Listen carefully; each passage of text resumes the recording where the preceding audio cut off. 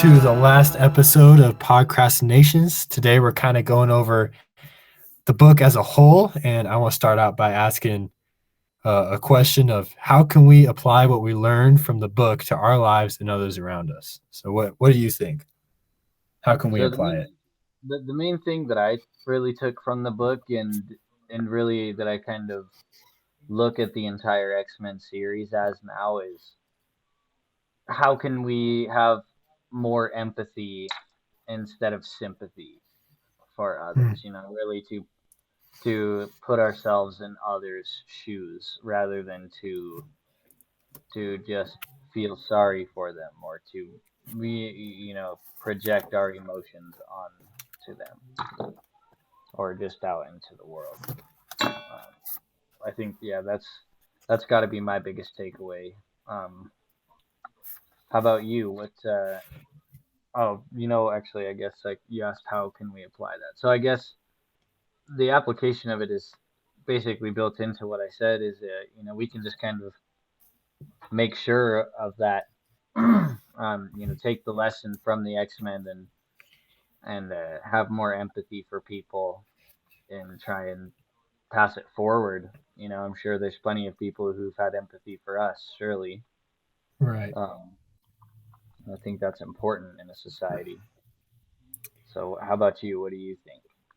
I kind of agree with you. I think that is it was a big point that the authors tried to throw across the whole time, because like in the uh chapter number 15, mutant phenomenology, probably butchered that word.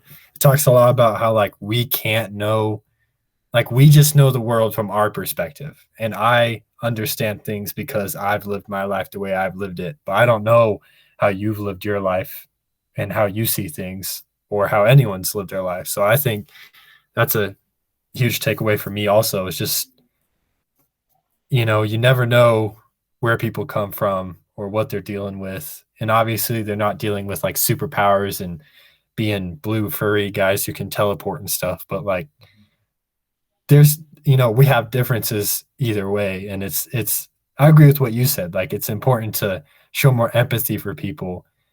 And I liked how you said show empathy and not sympathy. Like, you know, it's Just okay to understand where you're coming from, but I don't want to like leave you there. Like I want to help you. I don't want to just leave you in like if you're upset or in a bad place.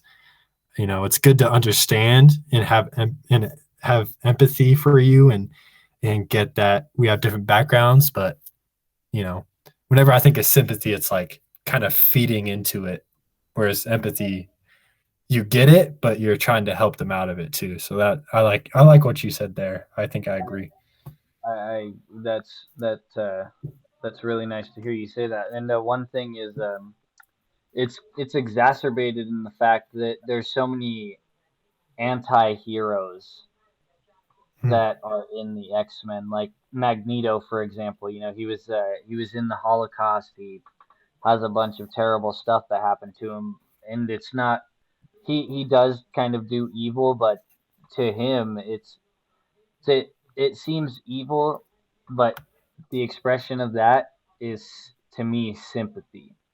And empathy Hmm. would be, well, he was in the Holocaust and he understands what brutality really is. What that really means, and I think that's a pretty interesting thought. Um, Yeah, Empathy kind of turns people from bad guys into just they don't happen to be our friends, but that doesn't mean that they're bad guys per se. right. Like if you're looking at Magneto from an empathetic point of view, like you just kind of see him like he's just scared, like he was in the Holocaust and his like family was killed because of everything that was going on, and if you're empathizing with him, then you just see him as being scared, and you can kind of understand, if I was in that point, if I was in his shoes, I'd probably do the same thing. But sympathizing, you're just it's kind of like you're saying it's okay. Like, oh, Exactly. do what you want. It's all right. You're upset. It's okay. But so I think I agree with you on the biggest takeaway for me is trying to see. how other people have lived and how that has affected how they're acting now, instead of just judging or sympathizing with them and letting them do whatever they want and stuff like that. or being angry. And I agree. Yeah, being angry. Yeah. So, did the book help you understand philosophy better? What do you think, all in all? I think I think it did.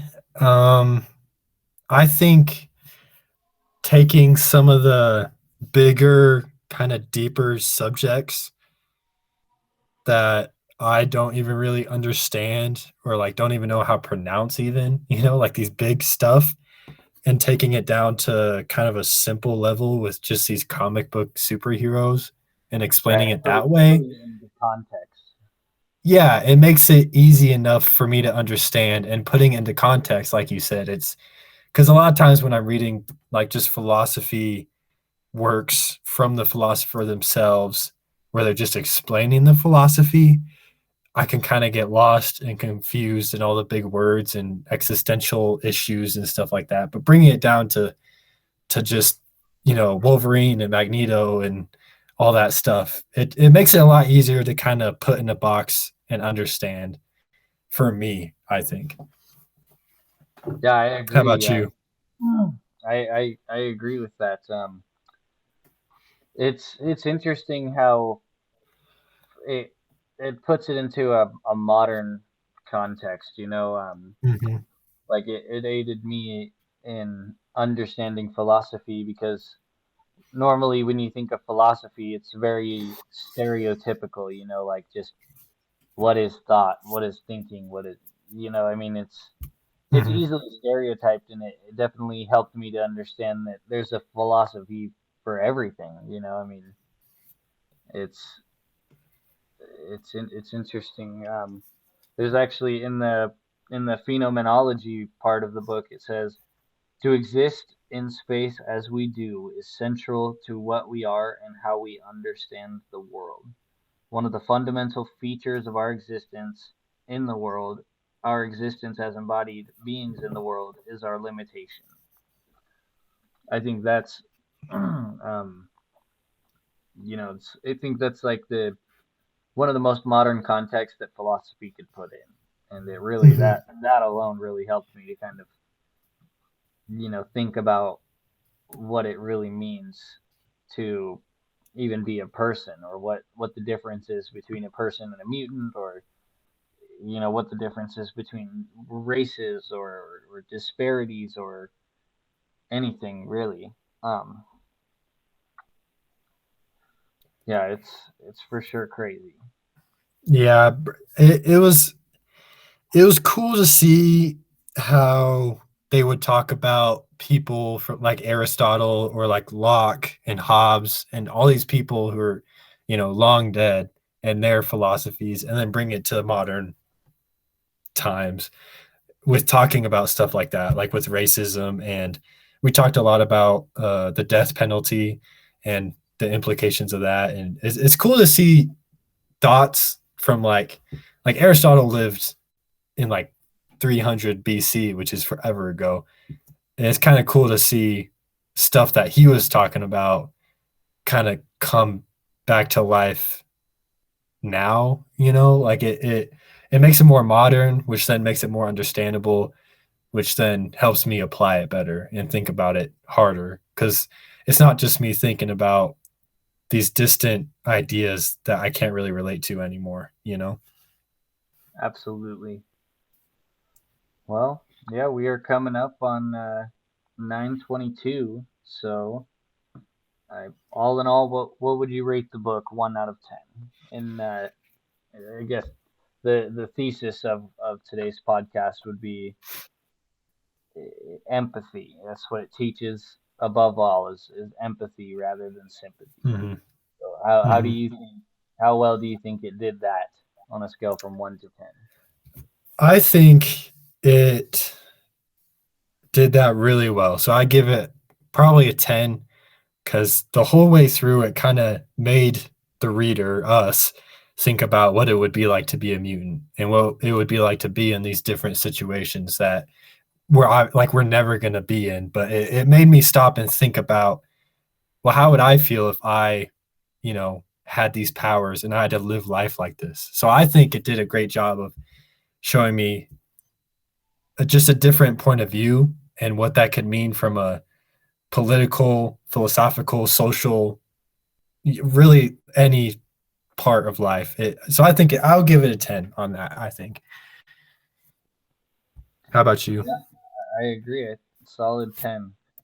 It absolutely in every part of it, from amnesia and the identities of Wolverine to the Jews and Superman, and that sounded rude. I mean, the Holocaust and Superman, but that's a little dark.